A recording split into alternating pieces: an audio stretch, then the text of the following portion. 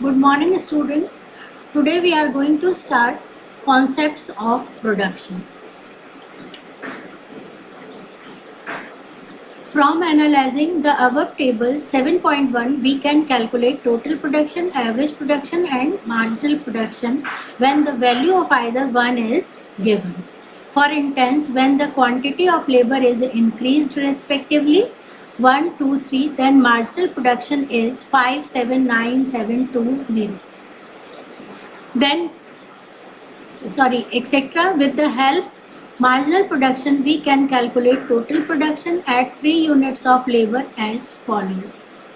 बच्चों, हमने previous lecture में पढ़ा था प्रोडक्शन चैप्टर का इंट्रोडक्शन पढ़ा था, मीनिंग पढ़ा था, डेफिनेशन पढ़े थे और वेरियस फैक्टर्स ऑफ प्रोडक्शन या फिर क्लासिफिकेशन पढ़े थे हमने. आज हम पढ़ेंगे कॉन्सेप्ट्स कौन कौन से होते हैं प्रोडक्शन के. तो जो ये प्रोडक्शन होता है इसके 3 बेसिक कॉन्सेप्ट होते हैं, TP, AP and MP. TP means total production, MP means marginal production, AP means average production. अब इनको समझने के लिए मैंने आपको पहले भी बताया था कि लॉन्ग टर्म में ऑल फैक्टर जो होते हैं वो वेरिएबल माने गए हैं, लेकिन शॉर्ट टर्म में क्या होता है, कुछ फैक्टर फिक्स्ड होते हैं और कोई भी एक फैक्टर या 2 फैक्टर जो होता है वो वेरिएबल होता है. अब यहाँ पर इस टेबल 7.1 में दिया हुआ है लैंड जो है वो आपके फिक्स्ड फैक्टर है, इसलिए 555 उसकी वैल्यू दी हुई है, हेक्टेयर में है ये वैल्यू, और यूनिट ऑफ लेबर जो है उसे वेरिएबल फैक्टर माना गया है. Variable means changing factor. जैसे पहले कोई लेबर नहीं थी पहले दिन, फिर 1 लेबर लगाई गई, फिर 2, फिर 3, फिर 4, 5, 6, 7 ऐसे इंक्रीज करते गए तो हमारे टोटल प्रोडक्शन पे इसका इफेक्ट दिखाई दिया. स्टार्टिंग में 1 लेबर वर्क कर रही थी तो टोटल प्रोडक्शन 5 था, जब 2 करने लगी तो टोटल प्रोडक्शन डबल से थोड़ा ज़्यादा हो गया, 12 हो गया, 3 जब करने लगी तो 21 हो गया. अब ये टोटल प्रोडक्शन हम निकालते कैसे हैं, तो उसके लिए आपके दे रखा है कि मार्जिनल प्रोडक्शन को हम प्लस करते जाते हैं. First value, second value, third value, इनको हम प्लस करते जाएंगे तो हमारा टोटल प्रोडक्शन आ जाएगा. फॉर्मूला आपका दिया हुआ है TP equals to marginal production of first unit of labour plus marginal production of second unit of labour plus marginal product of third unit of labour. तो इसको जब हम कैलकुलेट करेंगे 5 + 7 + 9, फर्स्ट तो 0 दिया हुआ है तो 0 से कोई इफेक्ट नहीं आएगा, 0 + 5 करेंगे तो हमारा 5 ही आएगा टीपी, इसलिए सेकंड नंबर पे टीपी 5 दिया हुआ है.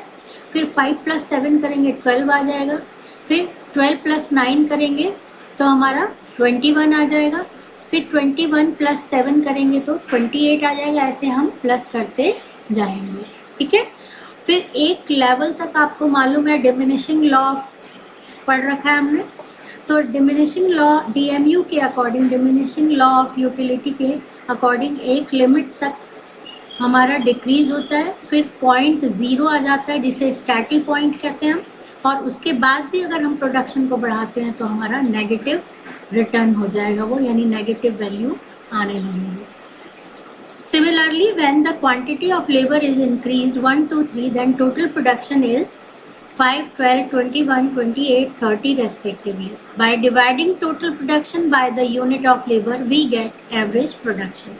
अब total production तो आपको निकालना आ गया. सिग्मा MP को हम कहते हैं total production. सिग्मा MP का मतलब होता है total marginal product की जो वैल्यू होगी वो हमारी total product कहलाएगी, ठीक है. फिर एपी निकालने का फॉर्मूला क्या होता है, एपी को हम निकाल सकते हैं कैसे, जो हमारी टोटल प्रोडक्ट दी हुई है उसको हम लेबर से डिवाइड कर देंगे तो हमारा क्या आ जाएगा, एवरेज प्रोडक्ट आ जाएगा. अब है before explaining the theory of production it is necessary to understand the following 3 concepts of production. अब प्रोडक्शन की थ्योरी को समझने के लिए, लॉ ऑफ वेरिएबल प्रोपोर्शन को समझने के लिए हमें पहले कॉन्सेप्ट समझने होंगे. तो सबसे पहले हम पढ़ेंगे टीपी, टोटल प्रोडक्ट क्या होता है. Total product is the overall production in a specified time period when while using all factors it can be calculated in two ways. Total production जो होता है उसको किसी पर्टिकुलर टाइम पीरियड में जितने भी साधन का हम यूज़ करते हैं ना, उससे जितना भी मतलब प्रोडक्शन होता है उसे हम टोटल प्रोडक्शन कहते हैं. और टोटल प्रोडक्शन को दो तरीके से, टू वेज से हम कैलकुलेट कर सकते हैं. TP equals to sigma MP, जैसे मैंने अभी आपको बताया. या तो हम मार्जिनल प्रोडक्ट को जोड़ लें या फिर हम क्या करेंगे, जितने भी एवरेज प्रोडक्ट हैं उनको हम साधन की इकाई जो हमारा यूनिट ऑफ लेबर दिया हुआ है उससे हम इसको क्या करेंगे, मल्टीप्लाई कर देंगे, तो भी हमारा क्या आ जाएगा, यानी AP multiplied number of labour. दो तरीके से हम निकाल सकते हैं बच्चों. टीपी को एक तो sigma MP1 plus MP2 plus MP3 dot dot dot MPN तक प्लस करेंगे तो वो हमारा हो जाएगा टोटल प्रोडक्ट, जिसे हम सिग्मा MP भी कह सकते हैं, आपकी बुक में दिया हुआ है. फिर एक दूसरा तरीका होता है TP equals to AP multiplied number of labour.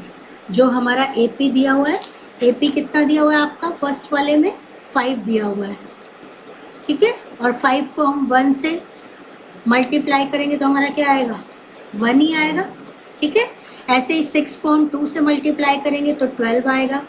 ऐसे ही 21 को हम 3 से मल्टीप्लाई करेंगे 7 आ जाएगा, ठीक है. 7 को हम 3 से मल्टीप्लाई करेंगे तो हमारा 21 आ जाएगा. समझ में आ गया.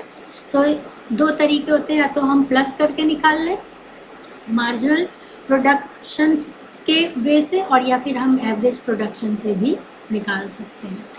सेकेंड कॉन्सेप्ट है हमारा average product. Average product is obtained by dividing total product with the quantity of various input.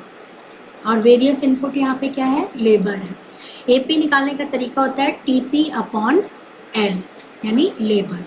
तो अब कैसे निकालेंगे हम, TP हमारा 5 दिया हुआ है और लेबर 1 है, तो 5 को 1 से डिवाइड करेंगे, हमारा क्या आ जाएगा, 5 ही आ जाएगा.